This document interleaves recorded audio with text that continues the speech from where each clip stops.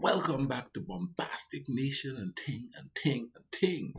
Back with some more vibes for you uh, and Mr. Giant and Ting, you know what I mean? This one is called What Happened After the Bronze Age Collapse. I did a series on the Bronze Age and stuff like that. This is what happened after the collapse. So, you know what I mean? Because of the series that I watched before was wondering why, what happened, what was the cause of it and everything like that. So now we're going to know what happened after. You understand? Let's go ahead and YouTube and simmer and check this vibe out.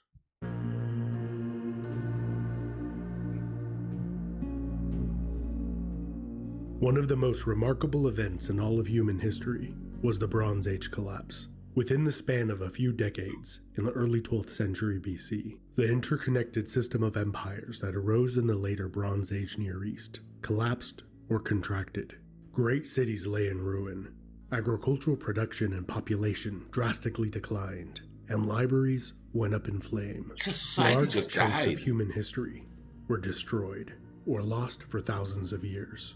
In the rubble and remains of the previous world, a remnant of survivors and newcomers adapted to a drastically different world. Petty warlords, nomadic chieftains, and roving bands of marauders dominated for a time.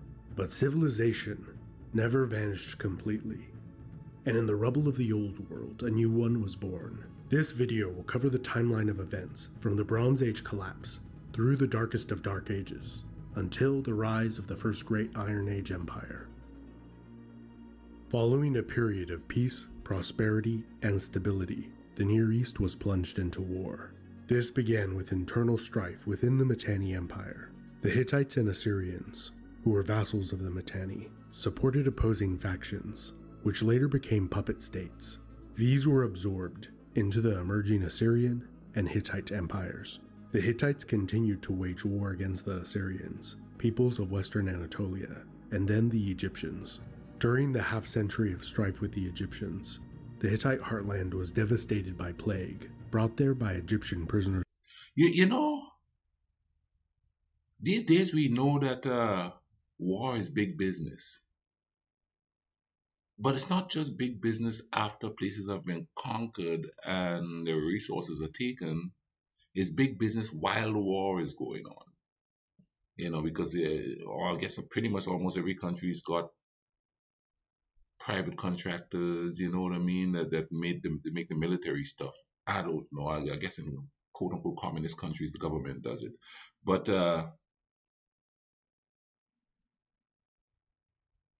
it's crazy how I lost my train of thought, damn it.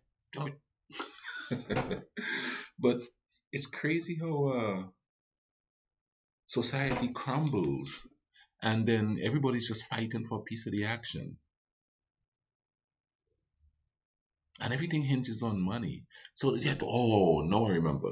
The question I'm wondering is who was building the chariots and the shields and the weaponry and stuff? Was that the government or was that private ironsmiths or bronze smiths or whatever they use to make their weapons?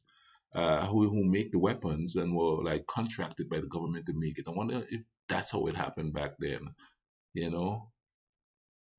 Or did the government just make it themselves? Or well, back then too, I guess they had slave labor to make that stuff for them. But that's an interesting thought there. Of war. A significant portion of the population, including 2 Hittite great kings, succumbed to the sickness. Despite the plague, war on all sides, and massive internal rebellion, the Hittite Empire managed to survive, maintain its borders, and then made peace with the Egyptians, sealed with a diplomatic marriage. As the 13th century BC drew to a close, the world seemed on the brink of a full recovery. At the time, Assyrian expansion was believed to be the most significant threat to regional stability. The older major powers joined together in a trade embargo against Assyria, which had temporarily conquered Babylon, demolished the city walls, looted its ancient temples, and massacred or enslaved much of its population before being driven out. And then a new threat swept through the eastern Mediterranean. They were the Sea People. The Egyptians gave credit to this piratical band of apocalyptic marauders for the destruction of the Near Eastern world. They survived the onslaught, and viewed the Sea People as the most obvious cause of the bad times.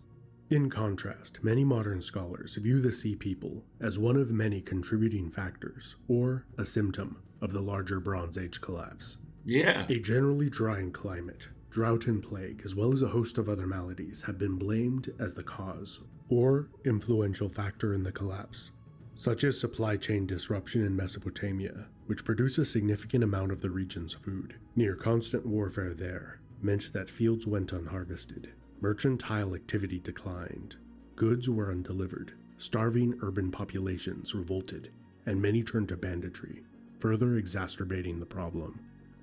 The Hittite Empire, the Mycenaeans, the Kingdom of Alatia on the island of Cyprus, as well. So then, even man, you see, you have so many people running from wars now, and then they get demonized because people don't want to have to deal with them. But if you bring the war there, and this is a general statement, then they're going to run from it. They're not going to stay there and die. Not going to stay there and starve. It's just a human, man. A human is going to take off and try to go anywhere he could go to be safe and to get food. And to demonize them for just wanting to survive, that's crazy. You know what I mean? When in fact, even if it's their own government that's doing it to them, if you're from a small country, there's outside influences going on, especially if that area has got natural resources to be taken away or used or needed. So, the Bronze Age fall and everybody's just fighting for everything. It seems like the bronze, whatever they were using there, kind of like coal is going out. I guess it's the same thing. The one is going out, something new is coming in. But it seems like it took years before they have the Iron Age or whatever they call it. Let's keep going. Kassite Babylon all fell in rapid succession. Egypt, Assyria, and Elam survived. For almost 2 centuries, Babylonia became the battleground for Assyria, Elam, and local warlords fighting for independence. Many ancient cities with origins stretching back to the beginning of written human history were sacked or destroyed. Babylon became little more than a prestigious pile of rubble. To the west, Assyria continued to wage war against a surviving remnant of the Hittite Empire. These Neo-Hittite city-states are the Hittites mentioned in the Old Testament of the Bible. They survived. And that's another thing too. Like I was thinking about that today. I do a lot of thinking. I live alone, but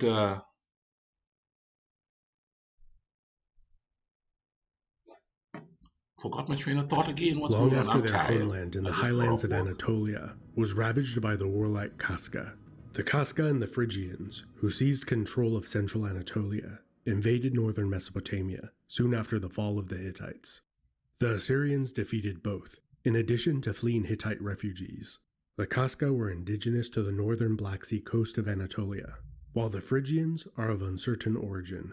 The traditional theory is that they crossed into Anatolia from Thrace, which is modern-day Bulgaria. It has also been theorized that they were originally from the Armenian highlands, or they were a confederation of newcomers and former Hittite vassals that coalesced to become a new people. For many centuries, the Phrygian kingdom waged war on the Assyrians and halted their expansion into Anatolia. Phrygia was also home to the legendarily wealthy King Midas, who, according to ancient myth, was able to turn whatever he touched into gold, and may have been based on a real-life powerful Phrygian king mentioned in Assyrian texts. The Luca were another former Hittite vassal who fought alongside them at the famous Battle of Kadesh. They not only participated in the empire's destruction, but also joined the notorious Sea People on their rampage. They are the only member of that mysterious band of marauders who has been 100% positively identified. The Luca lands evolved and later became the Kingdom of Lycia, which continued to exist as an independent kingdom until it became a Persian vassal in the 6th century BC.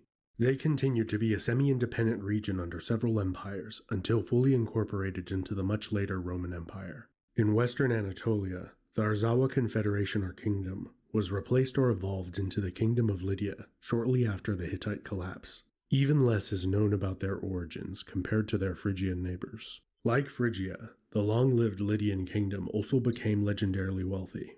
This is based. This is why I keep asking, why do people still think that there's a pure race of some kind? When we, like we all human race, they don't even know where these people come from. Historians can't tell you where these people come from, and they just move in there and settle in.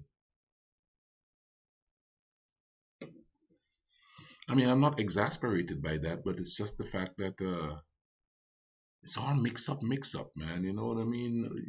Everybody's pure human.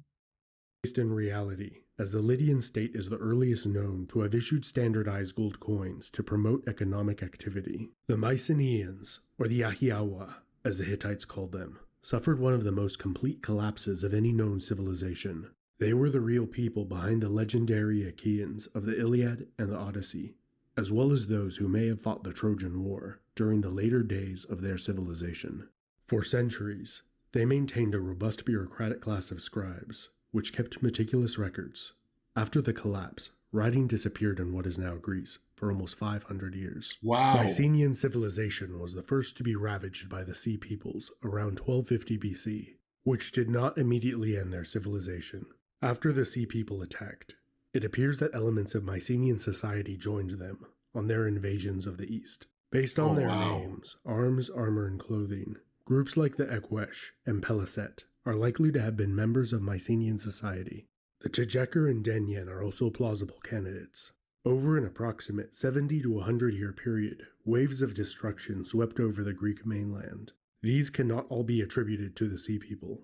The two most common explanations for these succeeding waves of destruction are civil unrest and the Dorian invasion or migration. The traditional theory is that the Dorians invaded from the north and settled in the southern Peloponnese and Aegean. However, there is little evidence of a large-scale invasion from an outside group, and the Doric dialect of Greek, being so similar to Mycenaean Greek and the other later Greek dialects, points to them as already being members, vassals, or associated with Mycenaean culture. The later classical Greeks believed the Dorians were the returning descendants of the mythical hero Hercules. This is perhaps a confused folk memory of Mycenaean colonists returning to their ancestral homelands upon hearing of their destruction. Others have hypothesized that the Dorians were sea people who settled in southern Greece after attacking it. Another currently more popular theory is that the Dorians didn't come from anywhere, they were always there. A large indentured class of farmers, servants, and slaves may have risen up to slaughter the nobility. At the Mycenaean citadel of Tiryns, the palace complex was destroyed, while the city itself grew in size for decades afterwards. There is also a striking similarity between the Mycenaean word for a male slave, Doro, and Doric. It is probable that a combination of these theories occurred, but what is certain is that the destruction and depopulation was severe. However, there were survivors that were relatively untouched on the fringes of the Mycenaean world. Small fortified settlements on remote mountain tops and on obscure islands in the Aegean survived. The one major exception was the large island of Euboea. There, small rural communities banded together and defended their island. As the world around them lay in ruin, what was once a rural backwater became the center of Greek culture and trade throughout their dark ages. The Euboeans were master sailors. They were the first Greeks to found colonies in far-off places in the Mediterranean, such as the southern coast of Italy, and even one in Syria, which the Assyrians later destroyed. The Euboeans also extensively traded with the Canaanite coastal city-states of the They're just like destroying stuff. Called Phoenicians. Through contact with them, they were re-exposed to the written word. They later used a modified form of the Phoenician phonetic alphabet to write their own Greek language. For most of the Near Eastern Dark Age, the city-states and kingdoms of the Levant experienced a golden age. For the first time in centuries, the region was free from imperial Egyptian or Mesopotamian control. This allowed them to fight and trade among themselves without outside interference, and the region prospered. In Egypt, after the Sea People had been defeated, additional attacks from neighboring Libyans to the west and Nubians to the south were also defeated. Egypt accomplished this feat of survival, partially by hiring Libyans, Nubians, and Sea People as well-paid mercenaries. Egypt also had the practice of hiring captured prisoners of war as mercenaries. The Palacet were one of the groups of Sea People who the Egyptians resettled in the southern Levant as a buffer against attacks from the east. The Palacet are generally believed to have been the progenitors of the Philistines, at least in part. The Philistines became independent as Egypt evolved into chaos. The heavily militarized Egyptian state became controlled by squabbling Libyan warlords who they had hired in great numbers. Throughout the third intermediate period of Egyptian history, the country was more often than not divided into two or more states, with multiple people claiming to be the legitimate pharaoh. Philistia became the great nemesis of the Hebrew tribes to their north. Around 1000 BC, these tribes united to form the Kingdom of Israel, which split a few generations later into the kingdoms of Israel and Judah. These kingdoms are the setting for much of the biblical Old Testament. In Mesopotamia, Assyria experienced a centuries-long period of infighting and decline. Their long-held policy of, if I can't have nice things, I'll burn it down so you can't have it either, left a massive Wow. power vacuum in All Mesopotamia. that history they just The burned down. Arameans, nomadic pastoralists from what is now Syria, seized the opportunity and asserted control over most of Mesopotamia. There they formed dozens of petty states, kingdoms, and chiefdoms. One minor Aramean warlord even declared himself the king of Babylon upon taking the city. In addition to the Arameans, two other Semitic-speaking peoples, the Sutians and the Chaldeans, moved into southern Mesopotamia. The Chaldeans became so populous in southern Mesopotamia that the land was later called Chaldea. They became the dutiful subjects of the Aramean and Akkadian-speaking rulers of southern Mesopotamia and helped rebuild the cities they would later rule. Throughout the 10th century BC, brutal and opportunistic Aramean tribes relentlessly raided Assyrian territory. They destroyed numerous towns and enslaved thousands. As refugees poured into the cities, Assyria ended its period of inaction and decline and went on the counterattack. After Assyria retook the territory of their traditional heartland, the campaigns of the early Neo-Assyrian Empire were focused on two things. 1. Crushing the Arameans. 2. Raiding the mountains to their north and west in search of metal, iron ore in particular. As a result of Assyrian metal raids to the north, the Neri tribes of the region united to form the formidable kingdom of Urartu, which was a long-time enemy of Assyria. The Assyrians became obsessed with finding and exploiting sources of iron. Rudimentary iron smelting technology had been known throughout the Near East for hundreds of years. Small numbers of iron weapons of varying quality were produced in the region after the Bronze Age collapse. And at a time when so much knowledge was lost, iron smelting technology improved out of necessity. The Assyrians were the first state in history to equip their common troops with iron weapons and armor. The Assyrian Empire also made many other military innovations. See, what's ironic about that? I guarantee you when the iron came along, that was a super weapon of the time. You know what I mean? Like right now, nuclear armament is it back then, you know?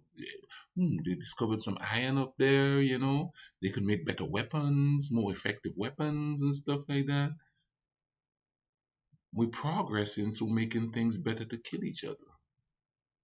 It's crazy. In their extensive conquests, despite the Arameans never having united into a larger kingdom or empire.